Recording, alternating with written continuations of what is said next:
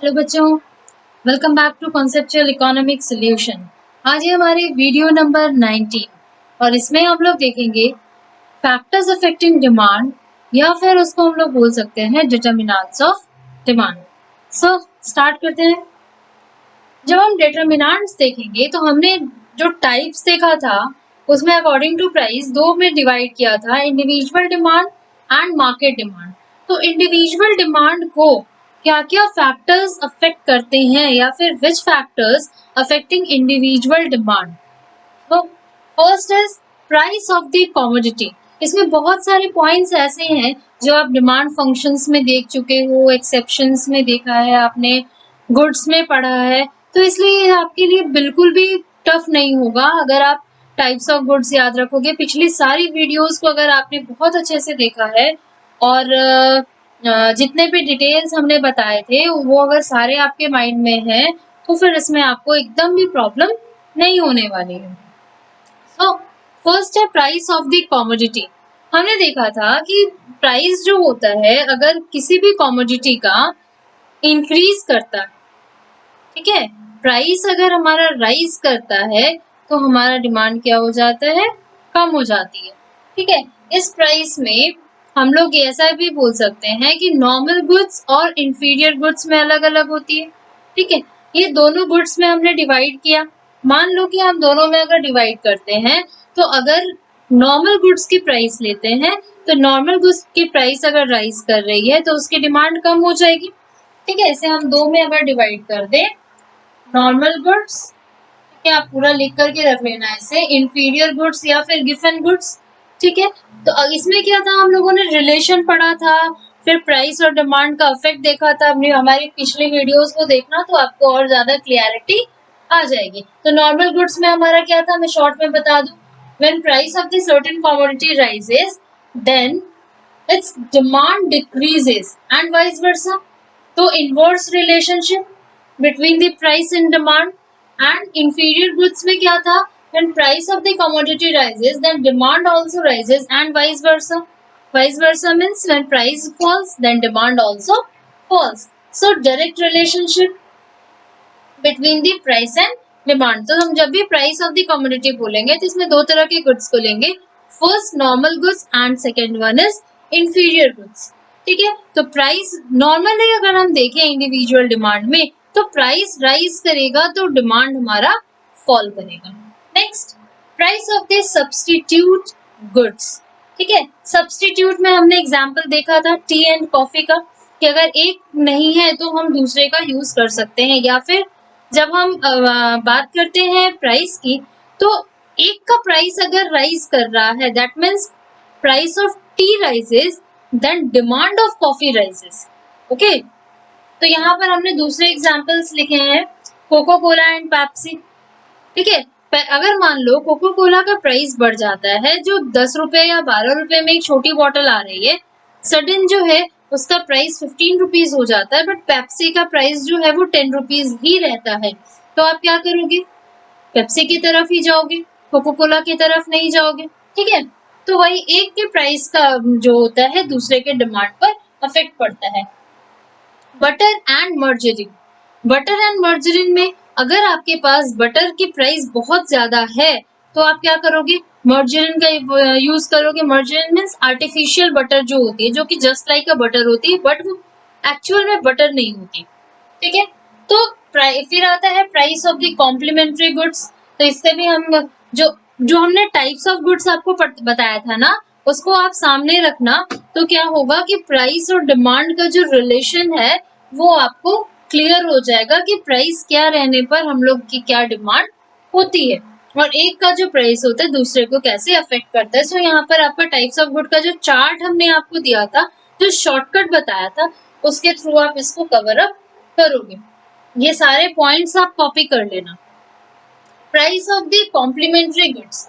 Complementary goods में भी हमने यहाँ पे दूसरे एग्जांपल्स लिखे हैं। उस दिन हमने कार और पेट्रोल आपको बताया था कि when price of the petrol rises then demand of the car false.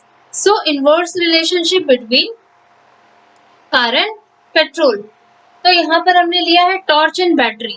Suppose that जो हम टॉर्च यूज करते हैं उसमें जो बैटरी लगती है ना, सेल भी बोलते हो आप लोग, ठीक है। तो वो जो बैटरी होती है अगर उसकी प्राइस बहुत ज्यादा हो जाए तो आप टॉर्च यूज करोगे बैटरी वाली? नहीं, बोलोगे छोड़ो ना, मोबाइल में फ्लैश लाइट है, हम उसी से काम चला लेंगे। जनरली आजकल उसी से होता है। लेकिन फिर भी कहीं कहीं मान लो आपको टॉर्च कैरी करना जरूरी है, तो अगर बैटरी का प्राइस बहुत ज्यादा है तो क्या करोगे आप? टॉर्च की डिमांड कम हो जाएगी। Printer and ink cartridges. अब कार्ट्रिजेस क्या होते हैं? तो बेटा जो प्रिंटर में इंक लगता है ना उसको हम कार्ट्रिज बोलते हैं। उसमें अलग से भी कार्ट्रिज आता है, इंक भी फिलिंग होती है, तो वो कार्ट्रिज कहलाता है आपका। ठीक है। तो अगर मान लो कार्ट्रिज का प्राइस बहुत ज्यादा हो जाए तो हम प्रिंटर नहीं खरीदेंगे, हम बाहर से ही काम करवाना प्रेफर करेंगे। कि सपोज दैट हम घर में अगर प्रिंटिंग कर रहे हैं तो घर में प्रिंटिंग का कॉस्ट हमारा बहुत ज्यादा हो रहा है और मार्केट से करवा रहे हैं तो जनरली उतना ही हो रहा है, तो प्रिंटर में हम पैसा नहीं फंसाएंगे। Next, utility. यूटिलिटी का मतलब होता है जरूरत। हम कंज्यूमर्स इक्विलिब्रियम जब पढ़ रहे थे तो हमने यूटिलिटी का मतलब देखा था want satisfying power of a commodity. ठीक है। When a commodity satisfy our needs and wants is called utility. ठीक है। तो अगर मान लो कि जरूरत ही नहीं है तो हमारी यूटिलिटी कहाँ से आ गई? होगी ही नहीं। ठीक है। मान लो कि एक साइंस का बच्चा है, उसको कॉमर्स के बुक की कोई यूटिलिटी नहीं है। कॉमर्स का बच्चा है, आप लोग कॉमर्स के बच्चे हो, तो आपके लिए साइंस के +2 की जो बुक्स है उसकी कोई रेलेवेंसी नहीं रह जाती है। तो वैसे ही non veg for a vegetarian person, अगर कोई वेजिटेरियन पर्सन है उसके सामने अगर बहुत ढेर सारा KFC से ला करके बड़े बड़े जगहों से ला करके नॉनवेज रख दिया जाए, एकदम डिलीशियस नॉनवेज, तो उसके लिए कोई रेलेवेंसी रहेगी? नहीं रहेगी। क्यों? क्योंकि वो तो वेजिटेरियन है। नेक्स्ट, तो यहाँ पर डिमांड पे कोई भी इफेक्ट नहीं पड़ता। ठीक है। Income of the consumer. Income of the consumer हमने देखा था कि when income of the consumer rises then demand of certain commodity rises. ठीक है। अगर हमारी इनकम बढ़ रही है तो हम डिमांड भी बढ़ाएंगे। इसमें भी हम दोनों गुड्स के डिस्क्रिप्शन को देंगे, normal goods and inferior goods. अब इसका पूरा डिस्क्रिप्शन आप पीछे जाकर के देखो, मैं आपको वर्बली बता देती हूँ, बाकी टाइप्स ऑफ गुड में देख करके आप एक्सप्लेन करोगे। इसमें क्या था? Normal goods. नॉर्मल गुड्स में हमारा सेम वही चीज होगा कि price, when price of normal good rises then demand increase falls. ठीक है। लेकिन इनकम की बात जब हम कर रहे हैं, इनकम अफेक्ट जब आता है तो इनकम अफेक्ट में हम क्या बताते हैं? When income of the consumer rises then demand also rises. क्योंकि इनकम बढ़ गई ना तो हम डिमांड ज्यादा करेंगे और इनकम हमारी कम हो जाएगी। When income falls then our demand also falls. हमारी इनकम कम हो जाएगी तो डिमांड भी कम हो जाएगी। ये किस केस में अप्लाई होता है? नॉर्मल गुड्स में। जस्ट इसके ऑपोजिट, मतलब इसमें क्या हुआ? Direct relationship. ठीक है। अगर हम इसके ऑपोजिट लेने जाए, दैट मीन्स इंफीरियर गुड्स और गिवन गुड्स, तो उसमें हम जब बात करते हैं तो when our income rises then demand of these type of goods falls, और when our income falls then demand of inferior और गिवन goods rises. That means inverse relationship between income and demand. सारे रिलेशंस भी वहां पर लिखे हुए हैं, आप उसको अच्छे से करना। Quality of the product. अगर क्वालिटी हाई है, मीन्स क्वालिटी अगर हाई हो जा रही है, पहले जैसी क्वालिटी आपकी थी अब आप उससे अच्छी क्वालिटी दे रहे हो, तो डिमांड आपकी इंक्रीज कर जाएगी। ठीक है, राइज कर जाएगी। लेकिन अगर आपकी क्वालिटी पहले से खराब हो गई, नॉर्मल सी बात है ना, आपने मान लो कि कोई शॉप खोली हुई है, ठीक है, आप वहां पर क्या है कि अपने घर में बनाए हुए चिप्स जो है वहां पर सेल आउट करते हो। ठीक है, आपने क्या किया? उसकी क्वालिटी को और इंक्रीज किया, उसमें फ्लेवर्स अच्छे डाल दिए, उसकी पैकेजिंग अच्छी कर दी, तो क्या हुआ? क्वालिटी अच्छी हो गई, इंक्रीज कर गई, तो आपकी डिमांड राइज कर जाएगी। लेकिन जस्ट इसका वाइस वर्सा होगा तो डिमांड फॉल करेगी। Taste and preferences of the consumer. When taste and preferences of the consumer is in positive direction, that means consumer demanded more and more commodity. ठीक है, अगर कंज्यूमर की demand ज्यादा से ज्यादा होगी, कंज्यूमर ज्यादा डिमांड करेगा, देन क्या हुआ? डिमांड हमारी राइज की, क्योंकि वो ज्यादा डिमांड ही ज्यादा कर रहा है ना, वो एक्सपेक्ट कर रहा है ज्यादा प्रोडक्ट हमसे, तो क्या हो जाएगा? जब टेस्ट एंड प्रेफरेंसेस उसका फेवरेबल होगा then demand rises, when unfavourable then demand. Intensity of wants. Means आपकी इंटेंसिटी क्या है जो आप चाह रहे हो। दैट मीन्स अगर अर्जेंट है, कोई चीज अर्जेंट लेनी है, means medicine, suppose that medicine की अर्जेंसी है, तो उसकी डिमांड क्या हो जाती है, राइज करती है। फ्यूचर एक्सपेक्टेशन, हमने देखा था कि अगर हम प्रिडिक्शन कर जाते हैं कि फ्यूचर में ना प्राइस जो है वो बढ़ने वाली है, तो आज की डेट के आज के प्राइस पर क्या हो जाती है, डिमांड राइज कर जाती है। और फ्यूचर एक्सपेक्टेशन हमारा अगर रिवर्स होता है, ऑपोजिट होता है कि फ्यूचर में प्राइसेस गिरेंगी, तो हम लोग क्या करते हैं, आज उसकी डिमांड भी कम कर देते हैं। प्रमोशन ऑफ द प्रोडक्ट, अगर प्रमोशन आपका पॉजिटिव डायरेक्शन में किया गया है, ये सारे पॉइंट्स आप पढ़ चुके हो पहले, प्रमोशन आपका पॉजिटिव डायरेक्शन में है, प्रमोशन किया जा रहा है कि भाई आप हमारी गुड्स को खरीदो, प्रमोशन आपका बहुत अच्छे से है, आपको वाउचर्स दिए जा रहे हैं, गिफ्ट्स दिए जा रहे हैं, देन योर डिमांड राइजेस। तो ये सारे हो गए हमारे इंडिविजुअल डिमांड। अब मार्केट डिमांड को क्या क्या डिटरमिनेंट्स जो होते हैं वह इफेक्ट करते हैं। मार्केट डिमांड हमारा क्या था, sum total of individual demand. तो यहाँ पर तो ये सारी बातें आएंगी, और साथ में देखो कुछ पॉइंट्स और है हमारे।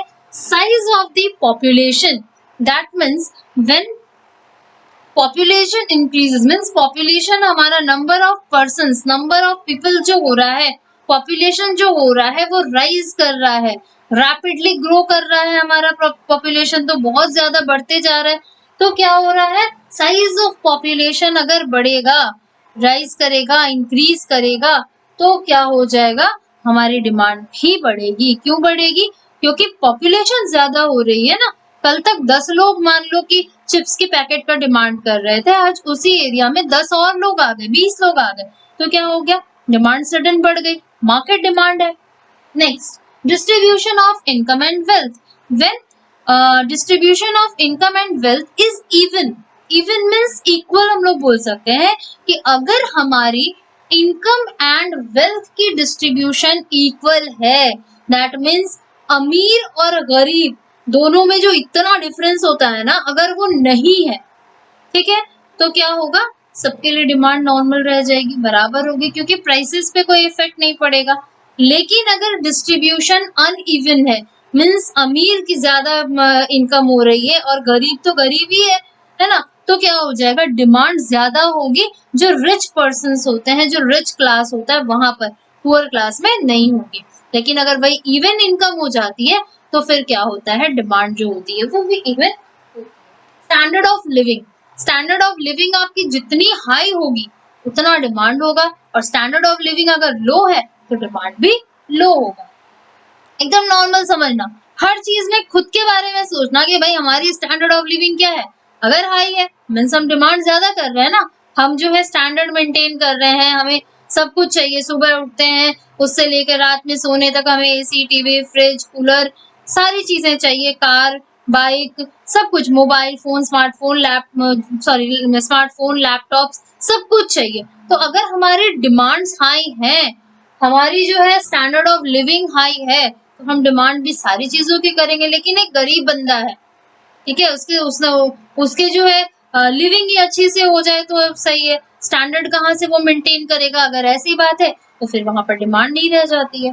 नेक्स्ट, लेवल ऑफ टैक्सेशन, अगर टैक्स राइज करता है, टैक्स बहुत ज्यादा बढ़ जाता है, तो डिमांड ऑपोजिट हो जाएगी, मीन्स डिमांड जो होगी वो फॉल करेगी, मीन्स इनवर्स रिलेशन होता है।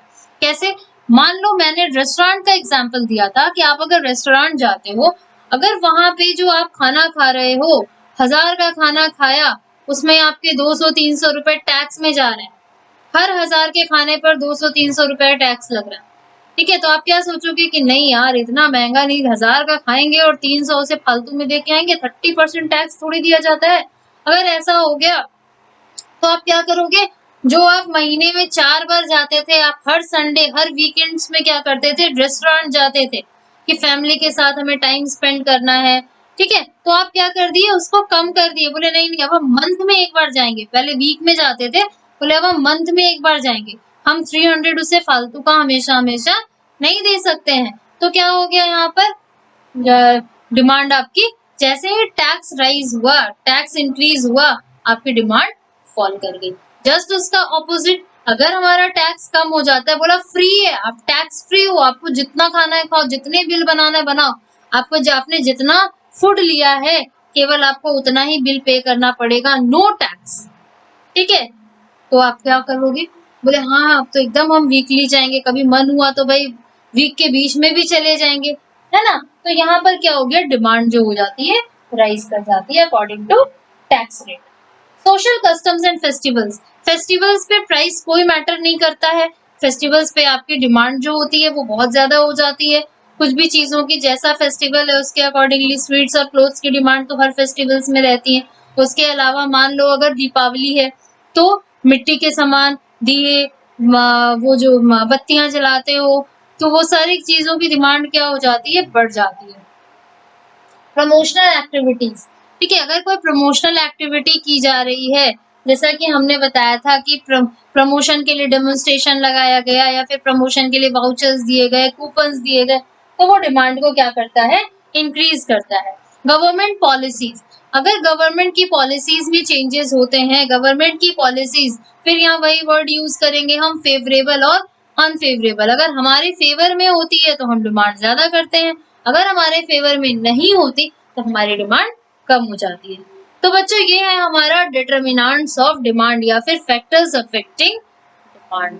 आज जो है हमने समझ लो कि 75% डिमांड का चैप्टर खत्म कर लिया है। ठीक है, तो आने वाली 1-2 वीडियोस में हम लोग क्या करेंगे, डिमांड के चैप्टर को खत्म कर देंगे। तब तक के लिए अगर मान लो इस वीडियो में आपको इस टॉपिक में कोई भी दिक्कत आई हो तो आप कमेंट बॉक्स में लिख करके हमसे पूछिए। ज्यादा से ज्यादा बच्चों आप जो हमारे लिंक को है शेयर करिए। उसका कारण ये है कि आपके जैसे बहुत सारे और बच्चे हैं जो कि इंस्टीट्यूशन की बड़ी फीस नहीं दे पाते हैं, तो फ्री ऑफ कॉस्ट जो है वो एजुकेशन ले सके, वो फायदा उठा सके, इसलिए ज्यादा से ज्यादा अपने दोस्तों के साथ में इसे शेयर करिए। ठीक है, और लाइक कीजिए, सब्सक्राइब करिए। तब तक के लिए बाय बाय, टाटा।